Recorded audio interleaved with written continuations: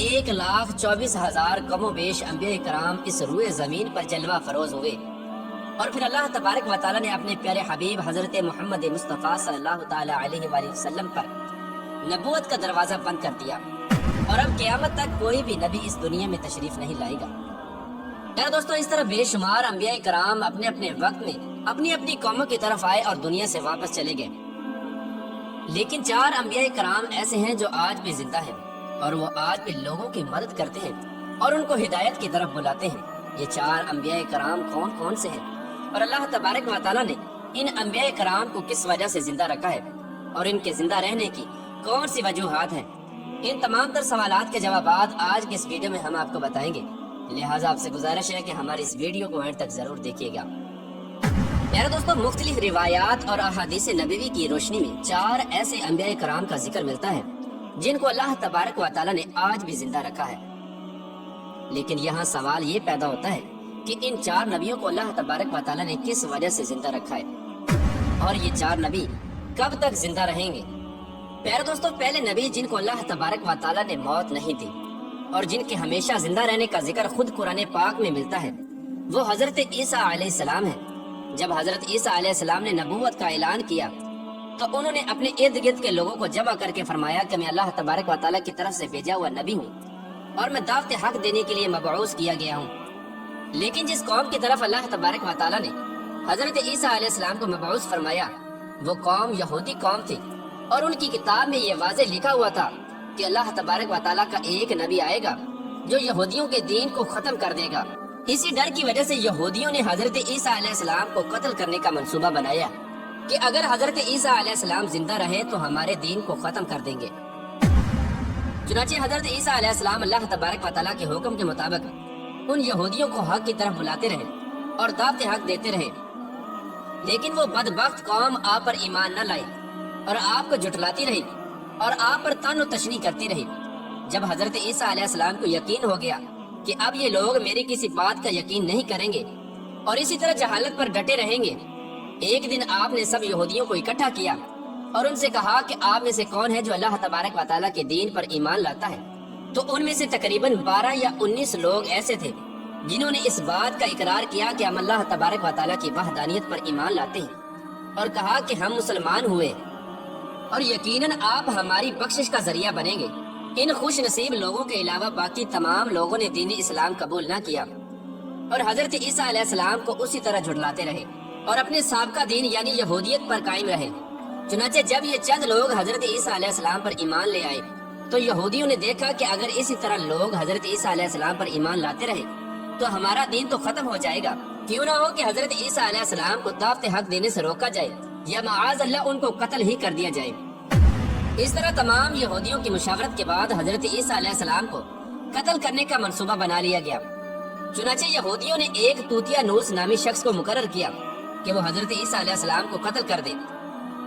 इधर जब तूतिया नूस हजरत ईसा अलैहिस्सलाम के पास उनको कत्ल करने के इरादे से जा रहा था तो उधर अल्लाह तबारक व तआला ने एक फरिश्ते को हुक्म दिया कि जाओ और हजरत ईसा अलैहिस्सलाम को आसमान की तरफ उठा लाओ। वो फरिश्ता अल्लाह तबारक व तआला के हुक्म की तामील करते हुए हजरत ईसा अलैहिस्सलाम की तरफ गया और हजरत ईसा अलैहिस्सलाम को अपने साथ आसमानों की तरफ ले आया। जब आप आसमानों पर पहुंचे तो आपकी मुलाकात आपकी वालिदा यानी हजरत मरियम रज़ी अल्लाह ताला अन्हा से हुई। उस वक्त आपकी वालिदा ने आपको गले लगाकर प्यार किया तो आपने अपनी वालिदा से फरमाया कि ए अम्मा जान, अब हमारी मुलाकात रोजे क़यामत ही होगी। इस तरह जब हजरत ईसा अलैहिस्सलाम आसमान की तरफ उठाए गए तो उस वक्त उनकी उम्र मुबारक 33 साल थी।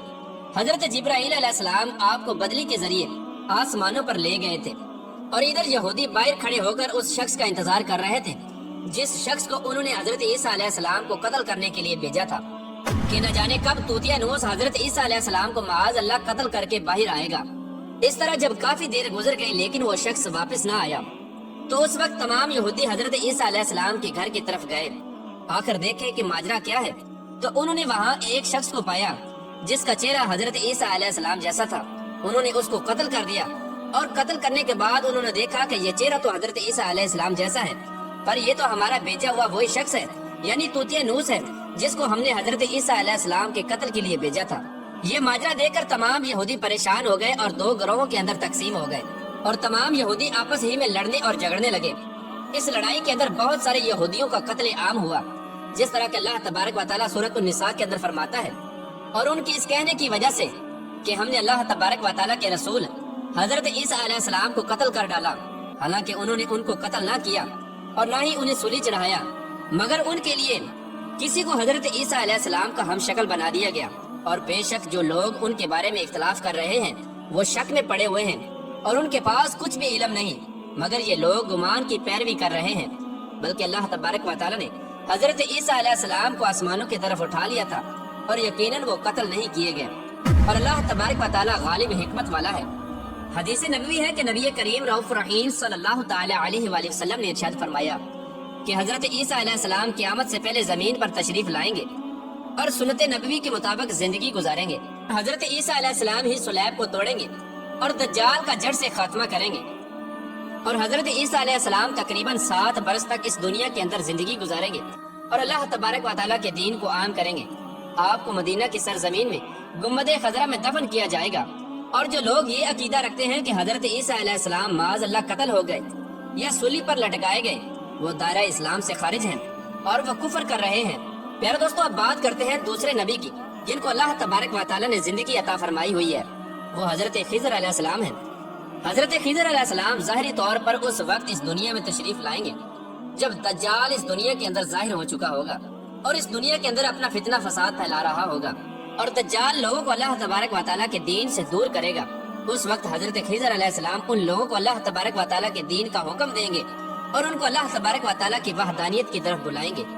اور ایک دوسری روایات میں آتا ہے کہ حضرت محمد مصطفیٰ صلی اللہ تعالیٰ علیہ وآلہ وسلم اپنے صحابہ کرام کو حضرت خضر علیہ السلام کا قصہ سنا رہے تھے کہ آپ نے فرمایا کہ حضرت خضر علیہ السلام کا باپ ایک بادشاہ تھا جو حضرت خضر علیہ السلام کو اپنی بادشاہت سے نوازنا چاہتا تھا، لیکن حضرت خضر علیہ السلام کو دنیا کی بادشاہت پسند نہ آئی، تو حضرت خضر علیہ السلام نے اپنے والد کی سلطنت کا جانشین بننے سے انکار کر دیا اور اپنے والد گرامی سے ناراض ہو کر جنگلوں کی طرف چلے گئے جہاں ان کو کوئی بھی ڈھونڈ نہ سکا، اور وہاں آپ عبادت الہی میں مصروف ہو گئے۔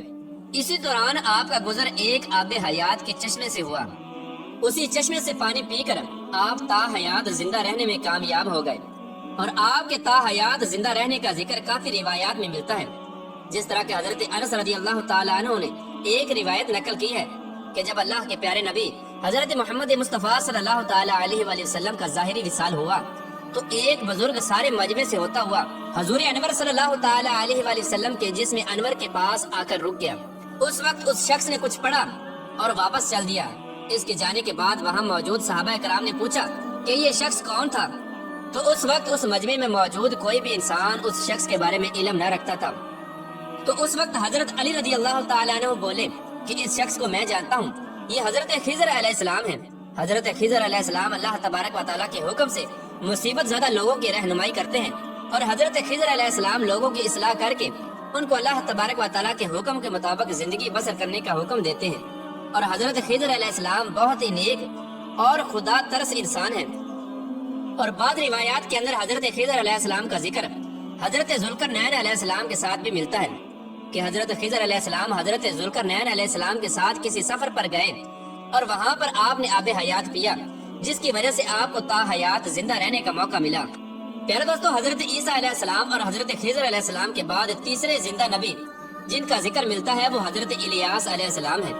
آپ کا ذکر قرآن پاک میں 2 جگہوں پر موجود ہے، جس طرح کے تفاسیر میں بیان کیا گیا ہے کہ حضرت الیاس علیہ السلام کو ایک نورانی گھوڑے پر بٹھا کر آسمانوں کی طرف لے جایا گیا، جس طرح کہ حضرت انس رضی اللہ تعالیٰ عنہ سے روایت ہے، وہ فرماتے ہیں کہ میرا اور حضرت محمد مصطفیٰ صلی اللہ تعالیٰ علیہ وآلہ وسلم کا گزر ایک پہاڑی سے ہوا۔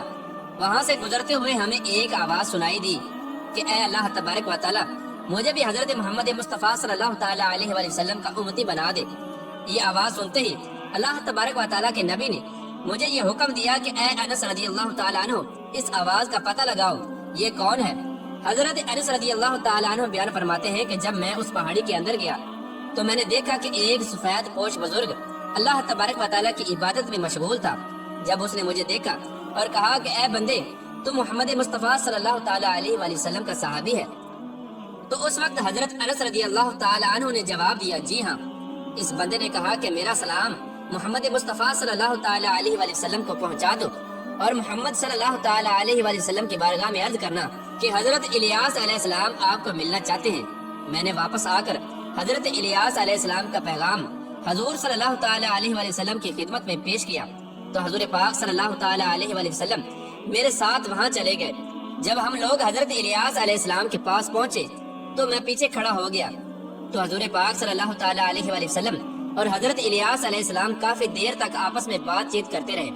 اللہ تبارک و تعالیٰ کی طرف سے ان پر آسمان سے کھانا نازل ہوا تو حضرت محمد مصطفیٰ صلی اللہ تعالی علیہ وآلہ وسلم نے مجھے بھی پاس بلا لیا۔ اس طرح ہم تینوں نے مل کر کھانا کھایا۔ جب کھانا ختم ہوا تو میں نے دیکھا کہ ایک سفید پرندہ آسمان سے نیچے کی طرف آ رہا ہے۔ وہ پرندہ حضرت الیاس علیہ السلام کے پاس آیا۔ حضرت الیاس علیہ السلام اس پرندے پر سوار ہو کر آسمان کی طرف چلے گئے۔ بعض علماء کرام نے لکھا ہے کہ حضرت الیاس علیہ السلام اور حضرت خضر علیہ السلام ہر رمضان شریف میں بیت المقدس میں تشریف لاتے ہیں اور وہاں پر روزے رکھتے ہیں اور حج کے موقع پر حج ادا کرتے ہیں۔ یہ دونوں نبی مختلف مقامات پر مصیبت زدہ لوگوں کی مدد کرتے ہیں۔ پیارے دوستو، اب بات کرتے ہیں چوتھے نبی کی جو آج بھی زندہ ہیں۔ وہ حضرت ادریس علیہ السلام ہیں جن کے زندہ ہونے کی بھی روایات ملتی ہیں، جس طرح کہ اللہ تبارک و تعالیٰ سورہ مریم کے اندر ارشاد فرماتا ہے کہ وہ ایک نیک اور پرہیزگار انسان اور نبی تھے کہ اللہ تبارک و تعالیٰ نے حضرت ادریس علیہ السلام کو جنت سے اٹھا لیا تھا۔ پیارے دوستو، شب معراج کی رات چوتھے آسمان پر حضرت محمد مصطفیٰ صلی اللہ تعالی علیہ وآلہ وسلم اور حضرت ادریس علیہ السلام کی ملاقات ہوئی تھی۔ حضرت ادریس علیہ السلام کا چھٹے آسمان پر ہونے کا بھی ذکر ملتا ہے۔